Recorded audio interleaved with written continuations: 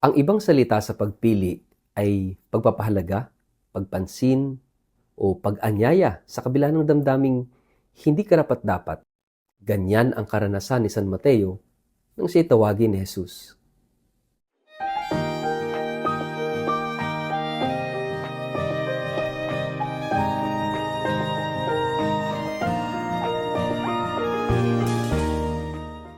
Ang mabuting balita ng Panginoon ayon kay San Marcos. Muling pumunta si Jesus sa baybayin ng lawa ng Galilea. Sinundan siya roon ng napakaraming tao at sila'y kanyang tinuruan.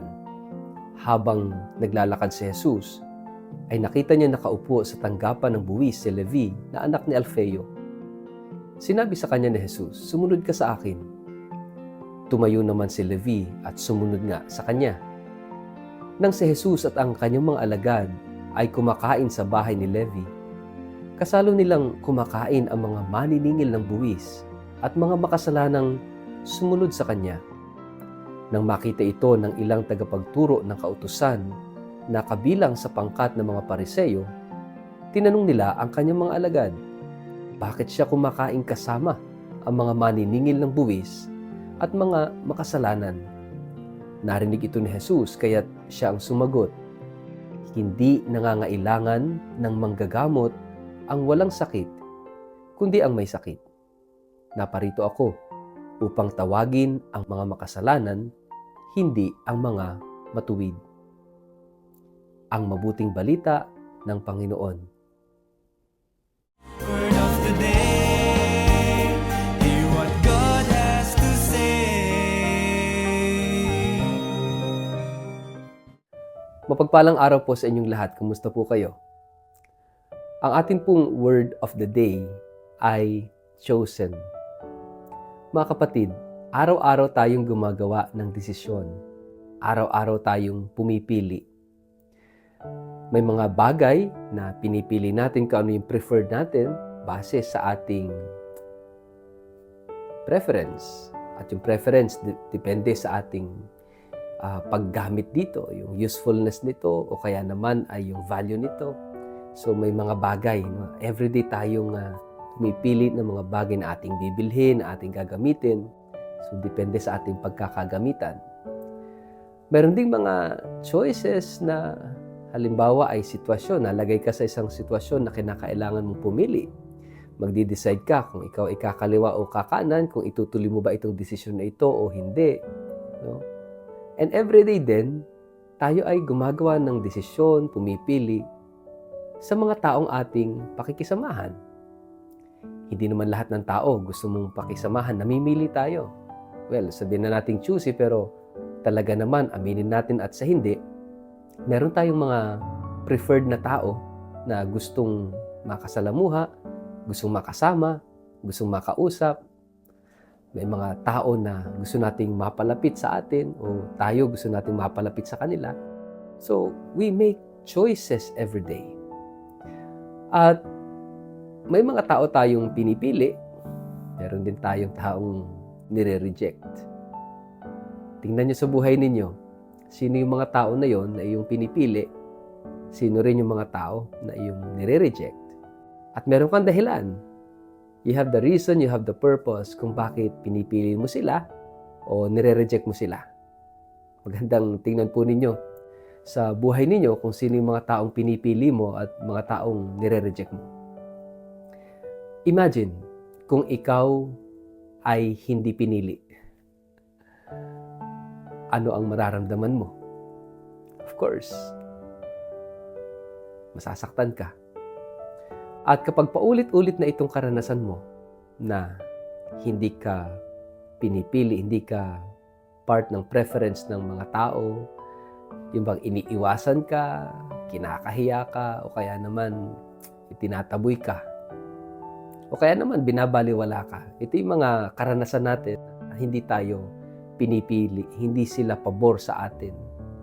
Paano kung paulit-ulit mo itong nararanasan? Itong karanasang ito ay pwede nating tawaging rejection.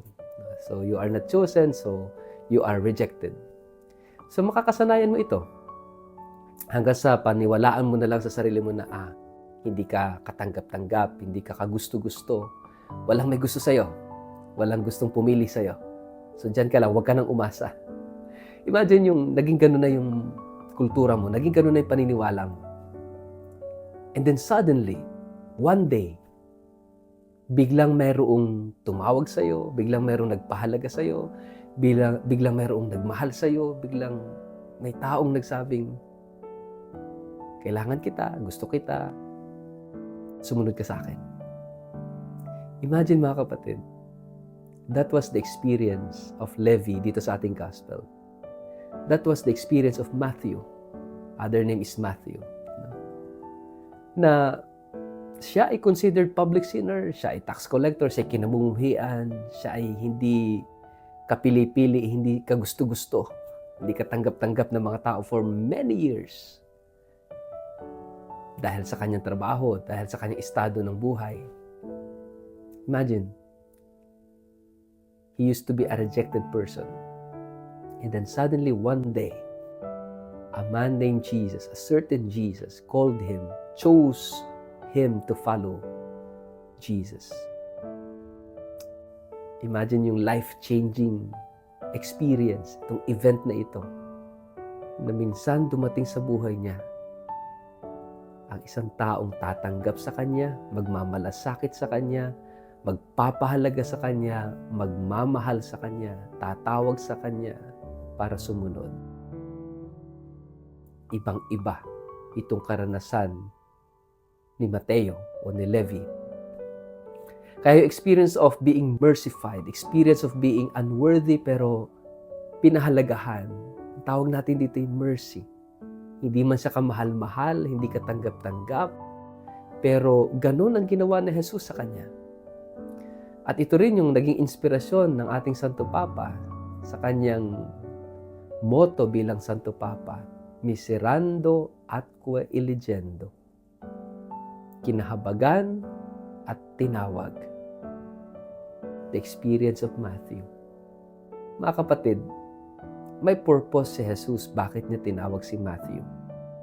Kung tayo rin may purpose bakit tayo nang re-reject at bakit may taong pinipili, may dahilan tayo, di po ba? Pero ang Diyos, iba ang dahilan ni Jesus. He has a different purpose. He has a different reason bakit niya tinawag si Matthew sa kabila ng lahat.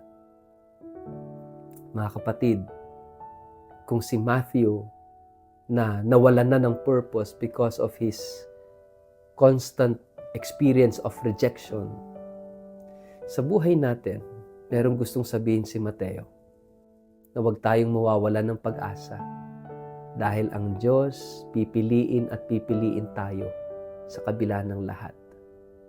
Pipiliin at pipiliin ka ni Jesus araw-araw sa kabila ng lahat. Tulad ni Mateo, if you feel like you are not worthy, if you feel like you don't deserve to be loved, kaya nga iniiwasan ka, hindi ka napapahalagahan, hindi ka napapansin, feeling mo, hindi ka mahal.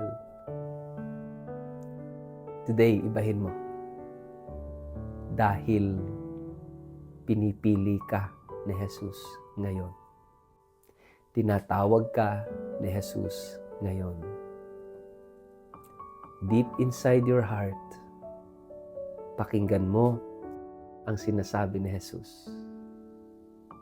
Mahalaga ka sa akin, mahal kita, akin ka, sumunod ka sa akin.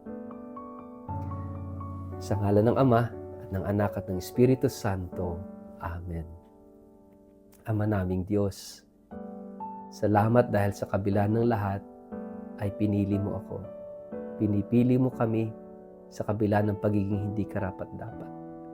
Tulungan mo kami araw-araw na makatugon sa iyong panawagan. Amen.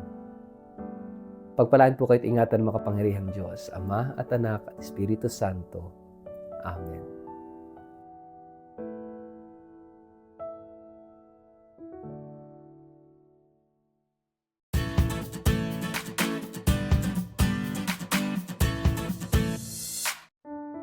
Mapagpalang araw po sa inyong lahat. Inaanyayahan ko kayo na makibahagi sa isang natatanging pilgrimage sa Eastern Europe bilang bahagi ng Jubilee of Hope. Isang pagkakataon po ito upang mapalalim ang ating pananampalataya, mas lalo pang mapalapit sa Diyos at maranasan ang mayamang kultura at espiritualidad ng mga bansang ito. Ang mga tampok na lugar na atin pong bibisitahin, unay ang Sanctuary of the Divine Mercy at Shrine of St. John Paul II sa Poland.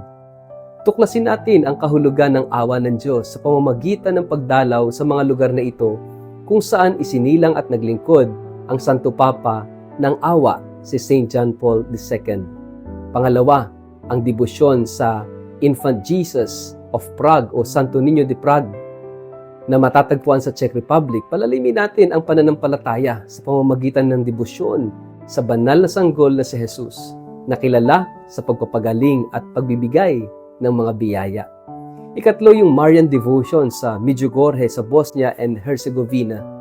Damhin po natin dito yung kapayapaan at mga mensahe ng mahal na Birheng Maria sa lugar na ito ng debosyon at mga himala. At marami pang mga simbahan at santuaryo sa Austria, Czech Republic, Slovenia, Croatia at Bosnia and Herzegovina. Bisitahin ang mga makasaysayang simbahan at santuaryo na puno ng kagandahan, sining at espiritual na kahulugan. Bakit nga ba dapat mong sumama? Dahil una, ito'y isang bihirang pagkakataon upang mas lalong mapalapit sa Diyos sa pamamagitan ng panalangin at pagninilay. Makasama ang iba pang mga mananampalataya ang nagnanais na lumago sa kanilang espiritual na buhay. Siyempre, ikatlo, tuklasin ang mayamang kasaysayan, kultura at pananampalataya ng mga lugar na ating bibisitahin. At para po sa mga interesadong sumama, agad na makipag-ugnayan po sa 0917-5860141 o 0917-823-8461. Huwag po nating palampasin ang natatanging pagkakataong ito upang maranasan ang biyaya at inspirasyon ng Jubilee of Hope.